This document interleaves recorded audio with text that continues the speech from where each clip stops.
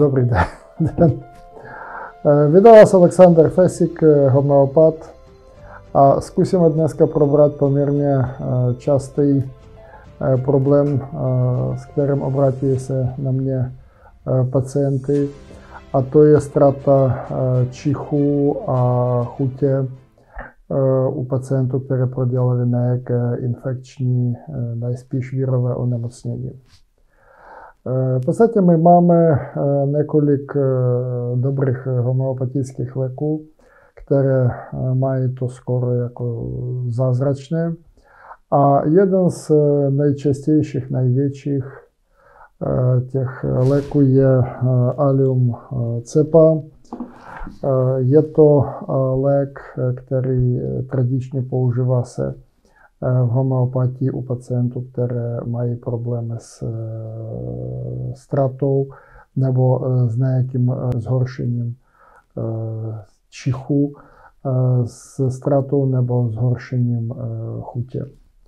Allium cepa je velice výrazný, hodně podceňovaný lék, který je v 500 v desítce nejčastěji používaných léků při infekčních virových onemocnění. Když použijeme lidový pojem chřipkového období, dost často pacient vchází do nějaké infekční, tichácí rýmové fáze.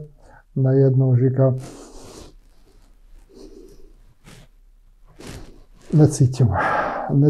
necítím aj nejvýraznější pachy a vůně, ke kterým taky patří i vůně kuchyňské cibule.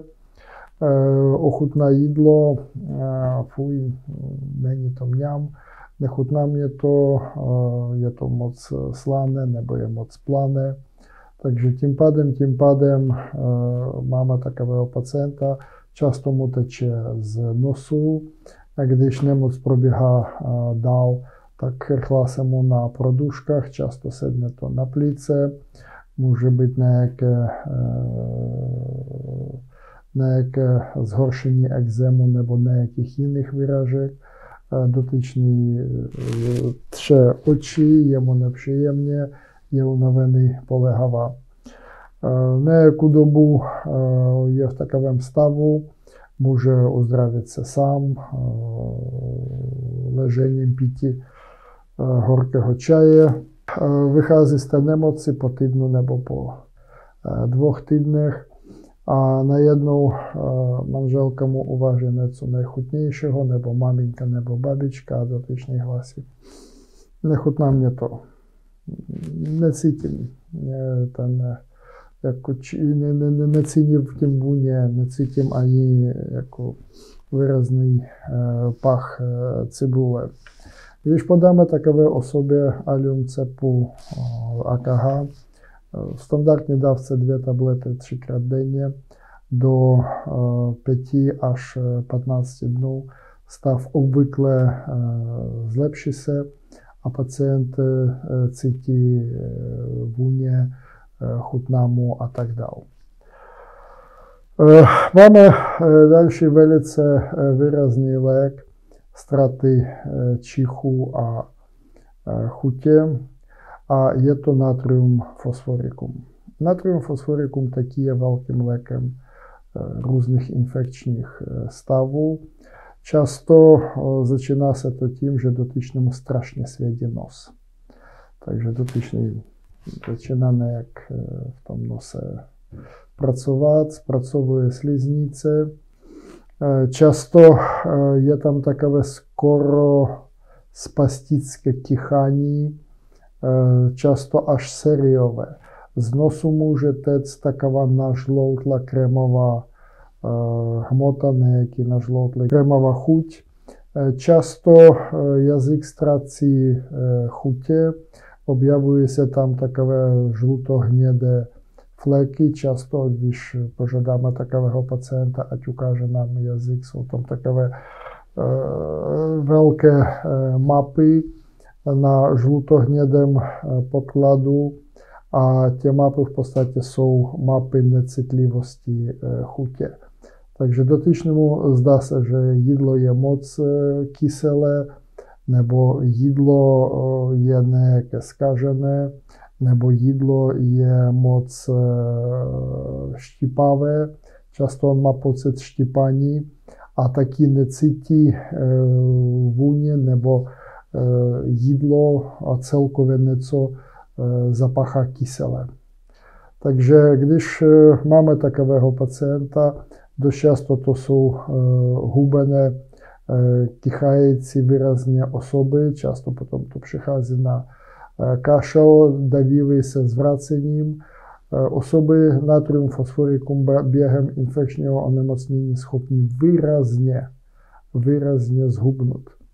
Takže dotyčný je unavený, je mu špatně, po 2-3 týdnech víceméně zotaví se, znovu pronásleduje ho výrazná únava a pronásleduje ho ztráta čichu a chutě. Když máme takového pacienta, který v minulosti trpěl kyselé zapáchajícím zvracením, kyselé zapáchajícím průjmem, má na žloutle oční belma, má na žloutlu pokožku, pokašlava, a to je jedno v teplu nebo v zimě, podáme mu natrium fosforikum, 2 tablety 3krát denně na měsíc do měsíce pacient zlepší se. A další obrovský lék ztráty čichu a chutě po infekčních nejspíš virových onemocnění je sulfur. Sulfur je obrovský lék různých problémů se zdravím. Často takové pacienty mývají nečekanou zimnici. Problém horší se tím, že sulfury mají celkově problém s chápaním termoregulace, protože když teď venku máme -1 a leží tam sníh, tak leží tam sníh, osoba sulfuru klidně může v nějakých letních sandálech, v kraťasech a v tričku vylézt ven, dá si cigaro. Standardně, když sledujete nějakého souseda na balkonu v sousedním paneláku, tak vidíte, že jsou to ti kuřáci, které stojí právě v tom tričku nebo v nějakém lehkém oblečení a kouří venku, sněží venku, je zima a manželka ho vyhodila, aby nesmrděl jako u sebe. Takže on nachladí se, možná chytí nějakého víra, možná něco podobného. Teď přijde domů, je celý rozlámaný, strašně mu pálí a svědí v nose, dost často má ucpaný nos, takže hned vezme nějaké kapky do nosu, které mu trošičku pomohou, ale ne. A jeden z bodů, který má osoba sulfuru, on začíná kašlet, lehká zimnice, kašel obvykle v noci, žádá minutku otevřít okno, teď hned spotí se, zavřít okno, je takový docela celkový protivný, rozlámaný. Kouřit už nemůže chodit ven, protože cítí se slabě, nějak týden, 3 týdny kašle, dost často vykašlává všechno, co vykouřil za posledních 5-8 let, takže ten kašel, ta hmota, ten hlen je zapáchající, nepříjemný a dotyčný přestává cítit chutě, takže jídlo mu nechutná, nic mu nechutná, necítí pachy, takový je rozlámaný, nešťastný, znovu pálení, svědění v nose, pálení, štípání na jazyce. Po 3 týdnech víceméně zotaví se, pokašlává, dost často poznáte osobu sulfura tím, že všichni, když kašlejí, tak a sulfur kašle přímo do obličeje s tím, s kterým mluví, nebo obvykle kašle. Já občas žasnu, když přijde nějaká sympatická slečna konstitučního stavu sulfur a teď, co vás trápí? Kašel. A teď kašlile a vy musíte snažit se uhnout, aby ty kapky nedostali do vás. Takže ztráta čichu, ztráta chutí.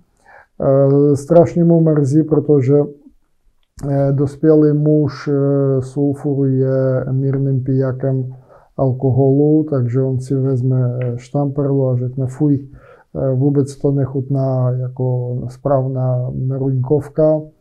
Fuj, necítím ani pach dobré slivovice, takže je strašně nešťastný, vezme nějaké jídlo na jazyk, nechutná mu, nebo nejhorší, všechno smrdí po cigaretách. Takže on je smutný, nešťastný, takže když podáme mu sulfur v homeopatické potence C99, dost často pacient zotaví se do 2 týdnů do měsíce. Vrátí se mu čich, vrátí se mu chutě, začíná mu chutnat.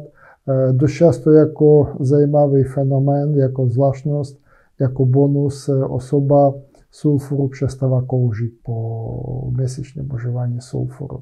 Takže zkuste ten lék, zkuste všechny ty 3 dobré léky, které pomáhají pacientům zvrátit vůně a chutě a tím pádem pomůžeme jim a pomůžeme sobě, protože pacienty sulfuru, když jsou nemocní, jsou strašně protivní. Takže buďte zdraví, sledujte nás dál. Váš homeopat Alexander Fesik. Nasledanou.